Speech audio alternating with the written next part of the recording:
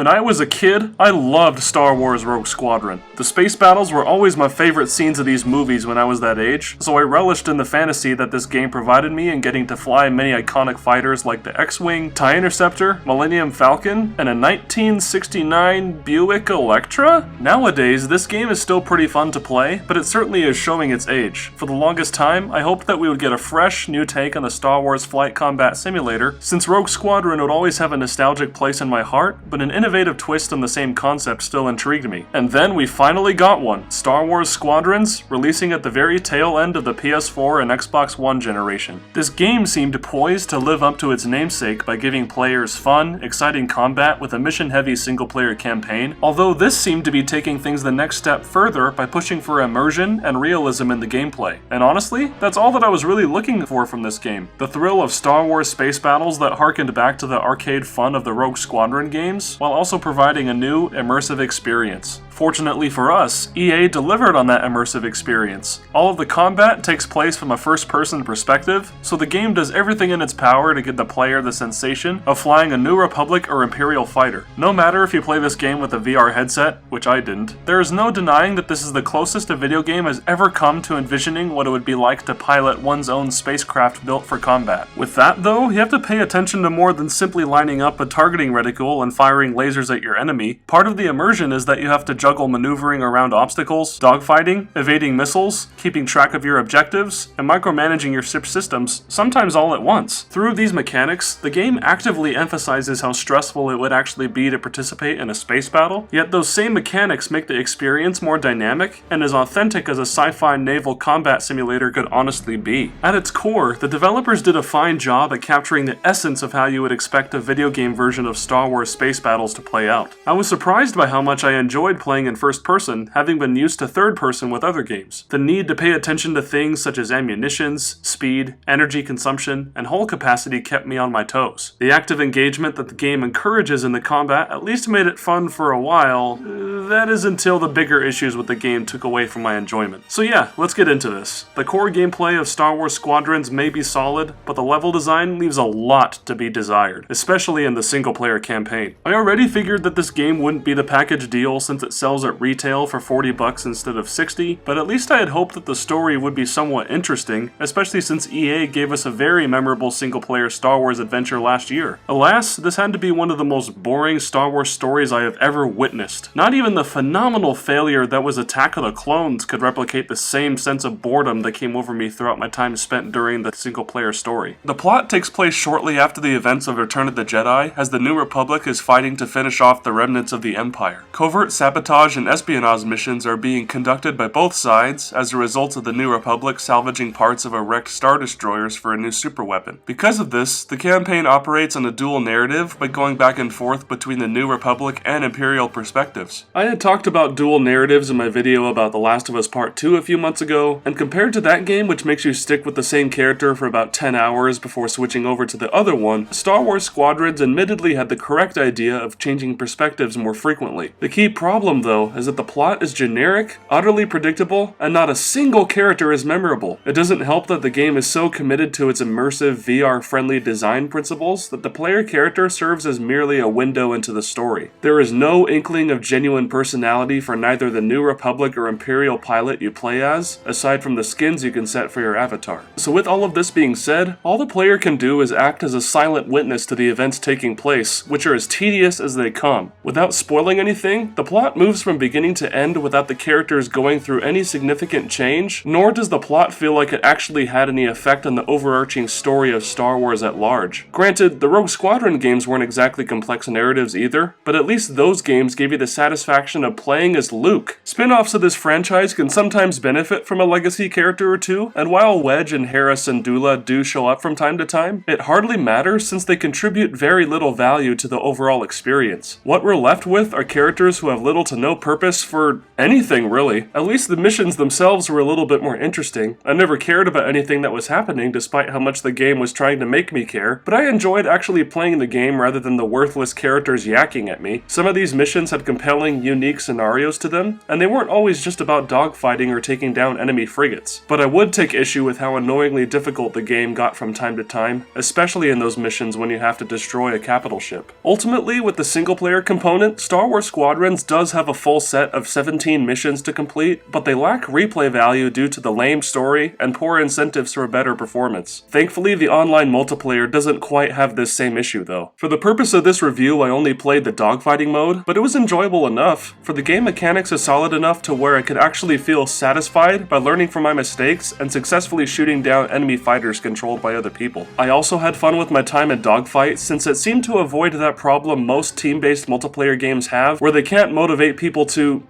work as a team. It does this by not making team coordination the focus of a match, for if you want to simply fly around and shoot down enemy fighters willy-nilly, rack up points, and relish in the satisfaction of carrying your team, you can certainly do that. However, mechanics such as the ability to light a target for your teammates can encourage the destruction of certain fighters that might give you the stronger strategic advantage, and another great example is that certain fighter classes and weapon mods can use ion weapons, the likes of which will temporarily shut down a ship's systems, leaving them vulnerable to your attacks. This mode has the potential to provide a fair amount of hours worth of fun gameplay, especially since it offers a progression system that enables more weapon loadouts for your fighter and cosmetic options for the cockpit. Sometimes it did take issue with this, since the matchmaking system would pair me up and other low-ranked players with those who were much further in their progression, meaning that they had an unfair advantage bolstered by their upgrades and diversified weapon mods. It's also unfortunate that the practice mode the game offers is not as intuitive as the scenarios the campaign gives for becoming familiar with the game's complexities, meaning that if you really want to get half decent at this game before taking on other people, playing through the monotonous campaign is a much better way to go about it. Still, despite these issues, the multiplayer was engaging in the time I got to spend with it. But my question at the end of all of this is, does Star Wars Squadrons justify spending even a lower amount of $39.99 MSRP for the experience? Personally, I would have to say no. Half of the functional core gameplay consists of fun multiplayer, and the other half is tedious, boring filler. While I enjoyed participating in immersive dogfighting matches with other people online, the single-player campaign was so lackluster that I had difficulty retaining plot details and character information from one level to the next. As a result of this, Star Wars Squadrons provides a product of very mixed returns, where it can only really satisfy those who are craving something new from their online gaming fix. And even as someone who enjoyed the multiplayer, I prefer single player anyway, so the overall experience was quite underwhelming to say the least. Thus, EA now has 3 Star Wars misses and only 1 hit under its belt. While Squadrons is nowhere near as disastrous as their Battlefront games, its mediocrity hardly qualifies as an improvement from how I see things. Here's hoping that they keep making games like Jedi Fallen Order as opposed to ones that fumble. I would be curious to hear what you think though. Feel free to leave a comment below to engage in the discussion, and if you liked this video, please consider subscribing and joining the notification